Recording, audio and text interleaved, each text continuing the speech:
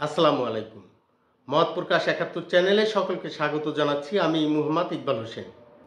দেশে ত্রয়োদশ জাতীয় সংসদ নির্বাচন হবে নাকি নির্বাচনের নাম বলে পিছনে অন্য কোনো খেলা চলছে, সেটিই কিন্তু এখন মানুষের ভিতরে শঙ্কিত করে তুলেছে। জনগণকে শঙ্কিত করে তুলেছে, রাজনৈতিক মহলকে শঙ্কিত করে তুলেছে। কিভাবে শঙ্কিত করে তুলেছে সেটি যদি আমরা আলোচনায় যাই তাহলেই আমরা দেখতে পাবো যে নির্বাচনের বিষয়ে মূলত আলোচনা করতে এবং এই নির্বাচনী সহ অন্যান্য বিষয়ে আলোচনা করতে আমাদের যে প্রধান উপদেষ্টা ডক্টর মোহাম্মদ ইউনূসের সাথে বৈঠক করেছে যমুনায় এই বিএনপির শীর্ষস্থানীয় নেতৃবৃন্দ, কিন্তু তারা এই বৈঠক শেষ করে বেরিয়ে এসেই কিন্তু বলছে যে নির্বাচনের সুস্পষ্ট রোডম্যাপ সেখানে না বলায় বা এই নিয়ে আলোচনা না করায় তারা কিন্তু এই বিএনপি কিন্তু এই অসন্তুষ্ট হয়েছে, সেটি কিন্তু তারা প্রকাশ করেছে। আমরা আবার যেটি দেখেছি যে আমাদের যে স্বরাষ্ট্র উপদেষ্টা তিনি কিন্তু 10 এপ্রিল বলেছিলেন যে দেশে নির্বাচনী বিষয়টিকে তিনি কিন্তু এক প্রকার পাশ কাটিয়ে তিনি বলেছেন যে এই সরকারকেই জনগণ 5 বছর দেখতে চায়। যদিও আমাদের বিএনপি থেকেই দেখেছিলাম যে সেলিনার রহমান বিএনপির স্থায়ী কমিটির যে সদস্য তিনি বলেছে যে এই সরকারের 5 বছর ক্ষমতায় থাকার অনুমোদন নেই, এমনটি তিনি কিন্তু বলেছিলেন। তো সেই প্রেক্ষিতে আবার আমরা দেখেছি যে 15 এপ্রিল আমাদের স্বরাষ্ট্র উপদেষ্টা বলেছে যে ওই 5 বছর ক্ষমতায় থাকার কথাটি আমি বলিনি, এটি জনগণ বলেছে। তা আমরা এরপরে যখন আসি যে আমরা যেটি দেখেছি যে এরপরেই কিন্তু এই যে বিএনপি এই 16 এপ্রিল যমুনায় এই বৈঠক করেছে আমাদের প্রধান উপদেষ্টার সাথে, কিন্তু সেইখানে কিন্তু যে নির্বাচনের কোনো রোডম্যাপ যে নিয়ে আলোচনা না থাকায় কিংবা এরকম কোনো ঘোষণা না করায় এই অসন্তুষ্ট কিন্তু হয়েছে বিএনপির এই শীর্ষস্থানীয় নেতৃবৃন্দ।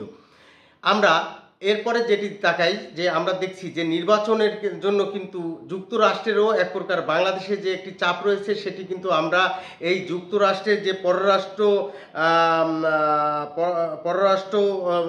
দপ্তরের যে মুখপাত্র ট্রামি ব্রুস তিনি কিন্তু এই তার নিয়মিত যে ব্রিফিংয়ের জায়গায় সাংবাদিকদের প্রশ্নের আলোচনায় কিন্তু তিনি বলেছেন যে বাংলাদেশের ভবিষ্যৎ নির্ধারণ করবে দেশটির জনগণ।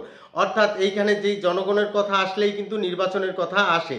তো তা এই যে যুক্তরাষ্ট্রের যে সিগন্যাল বা ইঙ্গিত সেটি কিন্তু আমরা বুঝে গিয়েছি যে এই নির্বাচনের মুখিয়েই তাদের যে এক প্রকার যে আমাদের দেশ নিয়ে যে এখন তারা নির্বাচনী ভাবনা বা ভাবছে সেটি কিন্তু এই আলোচনায় উঠে এসেছে। আমরা আরেকটি আলোচনা যেটি আগে থেকেই বুঝেছি সেটি হলো যে আমাদের যে প্রতিবেশী দেশ ভারত, তাদের ভারতের সেনাবাহিনীর যে প্রধান তিনিও কিন্তু তার এক আলোচনায় বলেছিলেন যে এদেশের নির্বাচিত সরকারের সাথে ভারতের যে সম্পর্ক স্বাভাবিক হবে সেটি কিন্তু বলেছিলেন। আবার আমরা দেখেছি যে এই ভারত বাংলাদেশের ট্রান্সশিপমেন্ট সুবিধা বাতিল করে দেওয়ায় এটি কিন্তু এক প্রকার যে কূটনৈতিক একটি যুদ্ধ সেটি কিন্তু আমরা বুঝতে পেরেছি। আর সেটি জবাবও কিন্তু আবার বাংলাদেশ দিয়েছে। তারা বাংলাদেশে কিন্তু এই ভারত থেকে স্থলপথে আর সুতা আমদানির উপরে তারা নিষেধাজ্ঞা দিয়েছে আমাদের জাতীয় রাজস্ব বোর্ড। এই পাল্টা জবাবও কিন্তু আমরা দেখেছি। এখন আমরা এই যে নির্বাচনমুখী যে বিষয়টি সেটি কিন্তু আবার আমরা আওয়ামী লীগের পক্ষ থেকেও বুঝতে পারি। সেটি কিভাবে বুঝতে পারি? সেটি আমরা এই যে আওয়ামী লীগ কিন্তু রাজপথে সরব হয়ে উঠছে। কিভাবে উঠছে আওয়ামী লীগ রাজপথে? কিন্তু এই ঢাকার মতো জায়গায় তারা কিন্তু এখন বুক ফুলিয়ে মিছিল সমাবেশ করছে। সেই জায়গায় কিন্তু তারা এখন পৌঁছে গেছে। এক প্রকার যে বাধা বিপত্তিকে পিছনে ফেলে তারা কিন্তু আস্তে আস্তে এখন রাজপথে নিজেদের যে সরগরম অবস্থায় ফিরে যাওয়ার চেষ্টা তাদের রয়েছে এবং সেটি যে তারা করছে সেটি কিন্তু আমরা বুঝতে পারি। আবার আমরা গোয়েন্দা সংস্থার একটি রিপোর্টে কিন্তু উঠে এসেছে যে আওয়ামী লীগ কিন্তু দলে দলে গিয়ে ঢাকায় জড়ো হচ্ছে, এটি কিন্তু গোয়েন্দা সংস্থার রিপোর্ট বলছে। তো এই যে আমরা যেই বিষয়গুলোকে এখন আমাদের মূল টার্গেট বা আলোচনা সেটি হলো যে সরকারের পক্ষে যে একটি গুপ্ত বাসনা থাকতে পারে সেটি 5 বছর ক্ষমতায় থাকার জন্য। আর সেটি আমরা ওই যে সার্জিস আলমের একটি ফেসবুক পোস্টেও কিন্তু এমনটি মনে হয়েছিল, কারণ এই সরকারের পেছনের যে রাজপথের শক্তি কিন্তু ওই এনসিপিকেই ধরা হয়, আর এনসিপিকে আবার সরকারি পৃষ্ঠপোষকতার দল হিসেবেও ধরে নেওয়া হয়, কিংস পার্টি হিসেবে ধরে নেওয়া হয়। সেই ক্ষেত্রে এই সার্জিস আলম যে এই সরকারকে বা ডক্টর মোহাম্মদ ইউনূসকে যে 5 বছরের জন্য প্রধানমন্ত্রী পাওয়ার জন্য যে আকাঙ্ক্ষার কথা লিখেছিলেন, সেই সংকেত কিন্তু সরকারের পক্ষর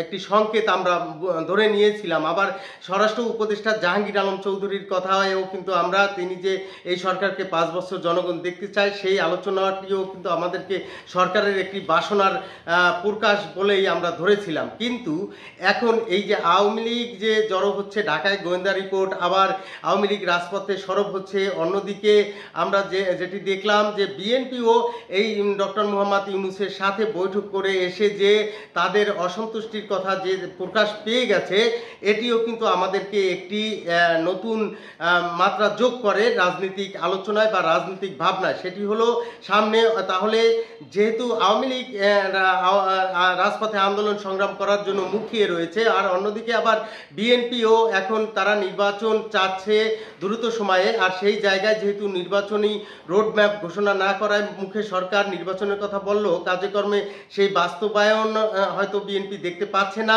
বা সেরকম রোডম্যাপ বিএনপি দেখতে না পারার কারণেই কিন্তু তারা অসন্তুষ্ট যে হয়েছে সেটি কিন্তু প্রকাশ পেয়েছে।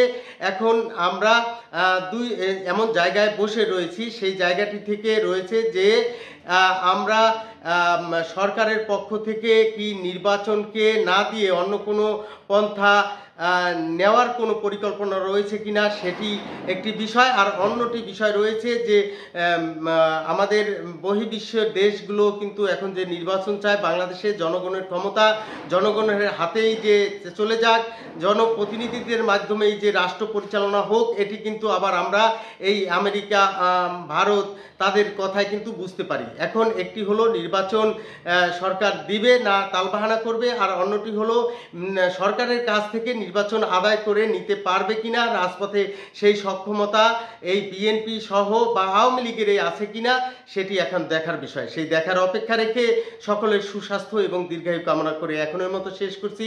আসসালামু আলাইকুম।